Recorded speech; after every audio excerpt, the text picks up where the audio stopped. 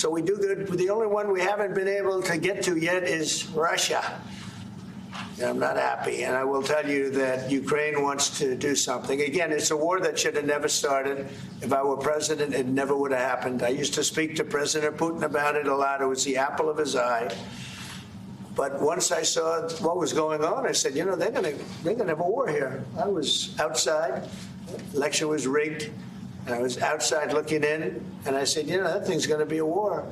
Couldn't believe it, because what Biden said was the exact opposite of what should have been said. And it started, and it's a real mess. We're losing, I guess they're losing 5,000 or 6,000 people a day. It's actually now more. I was saying 5,000 a day. It's actually more now.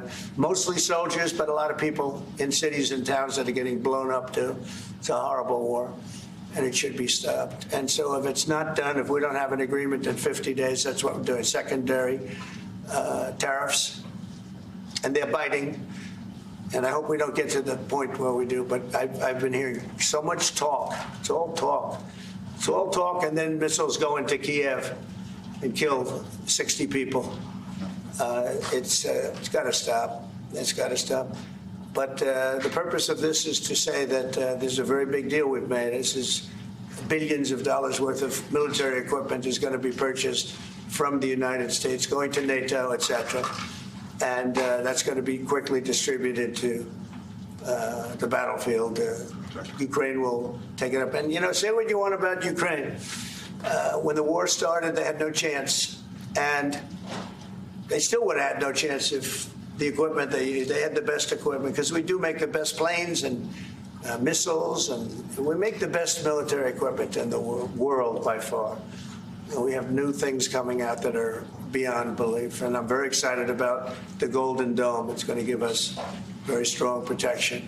We've already started that, but they had courage, because somebody has to use that equipment.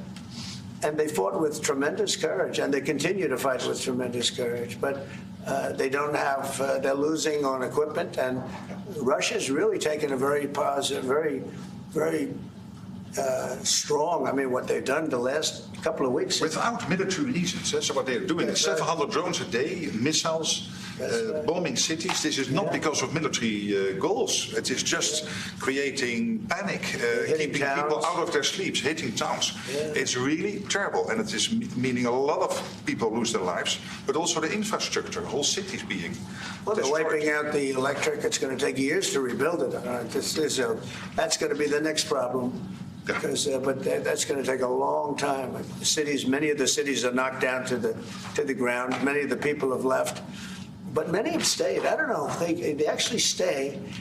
Most have stayed. Actually, it's incredible that they stay, and knowing that a missile could be hitting your apartment house, and your apartment house that you're sitting in could collapse on top of you. And they do very heavy construction. They don't use rebar. They do very thick concrete construction. Those are heavy buildings, big buildings.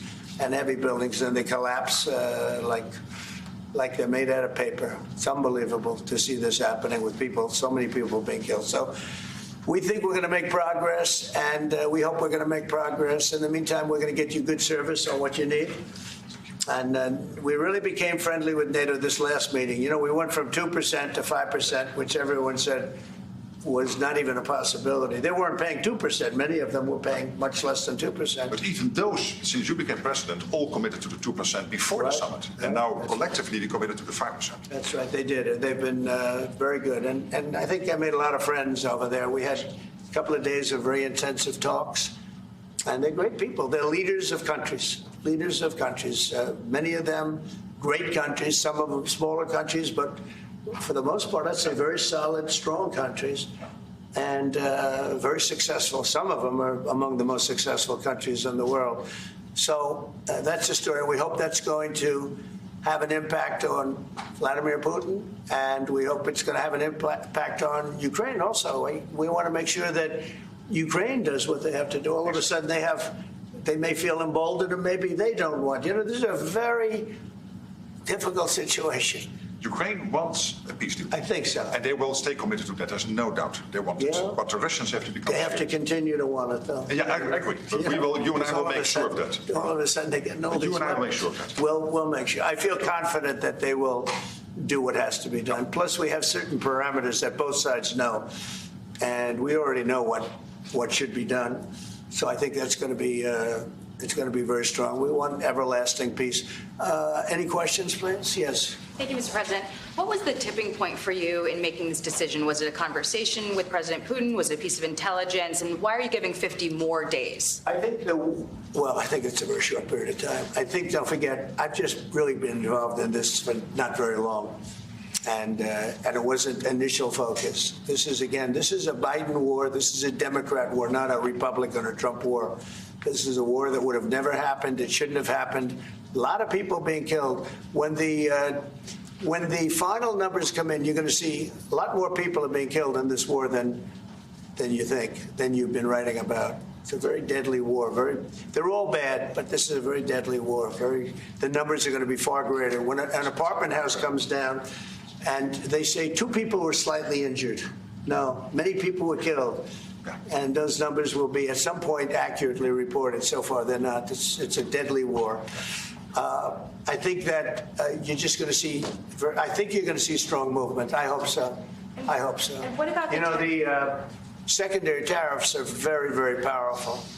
What about the tariffs that the Republicans in the House and the Senate have ready? Those are 500%. Why are you doing 100%? Well, the Republicans are moving very strongly in the Senate, giving us total control of it. But I'm not sure we need it, but it's certainly good that they're doing it. And Lindsey Graham's working hard. The whole John Thune, all of them, they're all working hard. And they're in coordination with Mike Johnson, Speaker in the House.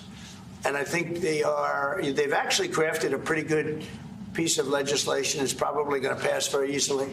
And that includes Democrats. And there are some little tweaks. But I don't want to say I don't need it because I don't want them to waste their time. It could be very useful. We'll have to see.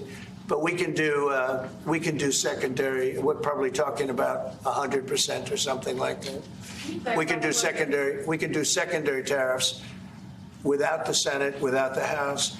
But what they're crafting also could be very good. So are you suggesting then that the Congress should move forward with those sanctions, the 500%, and that your 100 would be a separate additional package? Yeah, I mean, the 500 is, sort of meaningless after a while because at a certain point it doesn't matter. It's not going to be, it's 100. 100 is going to serve the same function.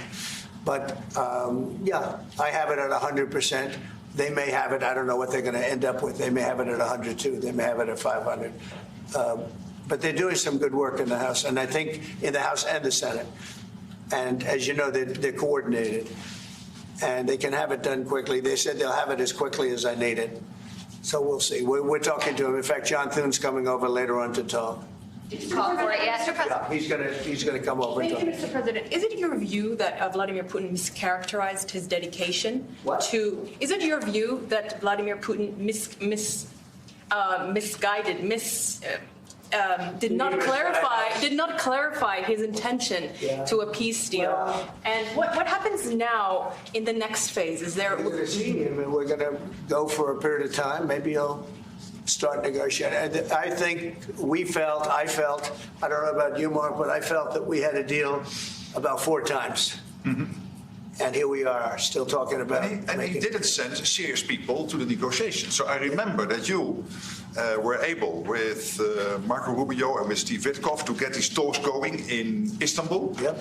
I remember I was myself in Turkey for NATO business in May. And we really put pressure on the Ukrainians to send a senior team into Istanbul, and they did.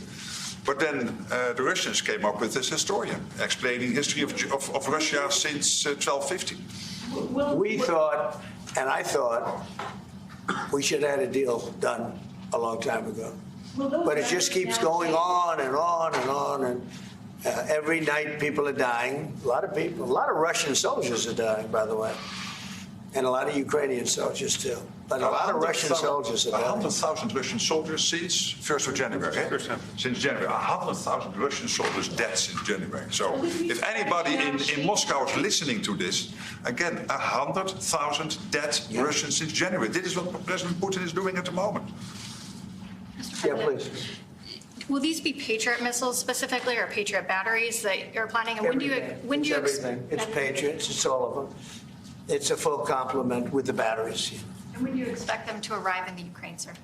Well, we're going to have some come very soon, within days, actually, because a couple of the countries that have Patriots are going to swap over and will replace the Patriots with the ones they have, and Matt will coordinate with NATO.